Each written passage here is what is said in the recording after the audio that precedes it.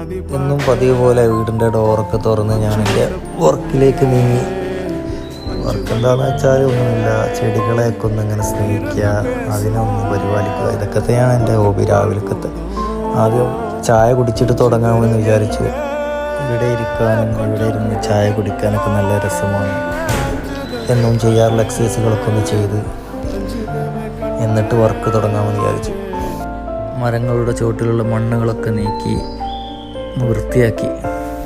നല്ലോണം മണ്ണ് വൃത്തിയാക്കാനൊന്നും കഴിഞ്ഞില്ലെങ്കിലും കുറച്ചൊക്കെ ഒരു 1/2 ഇഞ്ചോളം താത്തിക്കാണ്ട് സൈഡെല്ലാം ഒന്ന് വൃത്തിയാക്കിയെടുത്തു.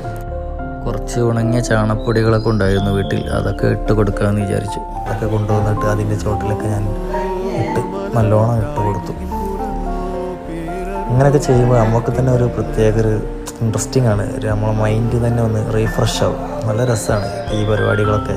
എനിക്ക് ഏറ്റവും ഇൻട്രസ്റ്റിംഗ് ആയ ഒരു പരിപാടിയും കൂടിയാണ് ഈ